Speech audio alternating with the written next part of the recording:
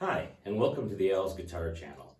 Tonight we're doing a short take on our guest, the Guild Mark II. This is a 1966 model. These were kind of the mid-lower range of the Guild lineup at the time in nylon string guitars. I've got some of its specifications right here. It's a 14.5-inch body, 3 3/4-inch depth, 650 millimeter scale, which is standard length, 2-inch width at the nut for the fingerboard. These are spruce top, and really they're Honduran mahogany, everything else. And when I say everything else, I don't just mean that the back and sides are Honduran mahogany and that the neck is. Every bit of the bracing inside this guitar is also. It has an airfoil style back brace, which is, if you imagine a triangle lengthwise, it's very peaked at the top. In addition to that, it uses old-fashioned cloth bracing inside for the sides. Very, very lightweight construction. I mean, the weight was only 3 pounds and 5 ounces on this thing. And it's fairly robust. On just a simple E-chord strum, that was good on our measurement machine for 84 decibels at 1 meter. So this is a pretty loud nylon string guitar.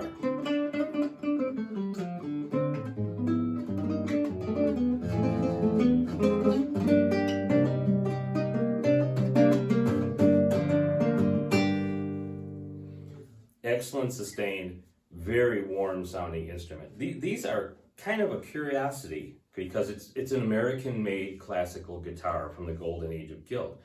And it's American guitar companies not necessarily known for their nylon string instruments, but Guild really was. It was almost as though they were a niche player. For sure they made great dreadnought guitars. The D40 is a well-known guitar that everybody loves. But they really carved out 12-string as a little place of their own, and they really carved out these nylon string guitars. These things are surprisingly robust, very lightweight with everything. You would think a soundboard is a soundboard, but in actuality the whole thing vibrates. It just seems like one radiating unit. Anyway, I'll give it a little bit of a play for you.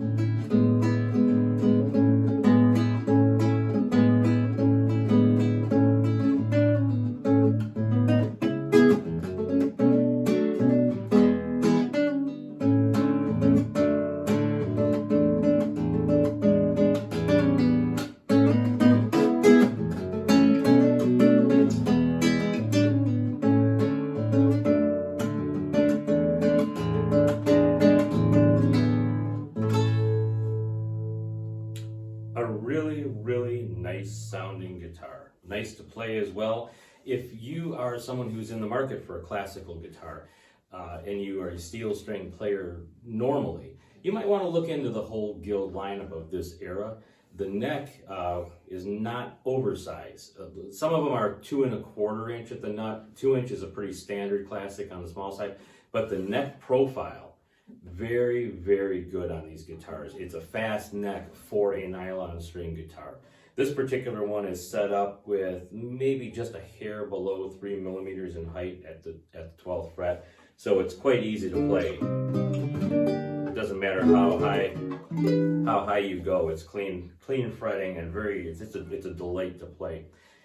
Some really nice touches that Guild threw into these guitars also is this stripe, which you see on the back of the neck. That really is a maple inlay. Well, I shouldn't say inlay, inset. The entire neck, this goes all the way through. So on the models that had a Spanish foot, which this one does not have, you would see that maple stripe all the way into the inner block in the guitar. As I said, not too much more to know about them. I'm going to do a full-length review of a whole series of Guild guitars coming up. So be sure to subscribe if you're interested in some of these guitars and more of an in-depth look at their history. Anyway, that's about all I've got for you tonight. I thank you for tuning in. Stay tuned for In the Heat of the Night with Carol O'Connor. Tonight, Chief Gillespie watches Sparta be overrun with a new crime wave. Special guest star, and I'm not joking, is O.J. Simpson. Look it up if you don't believe he was a guest. Thank you so much for tuning in. See you soon.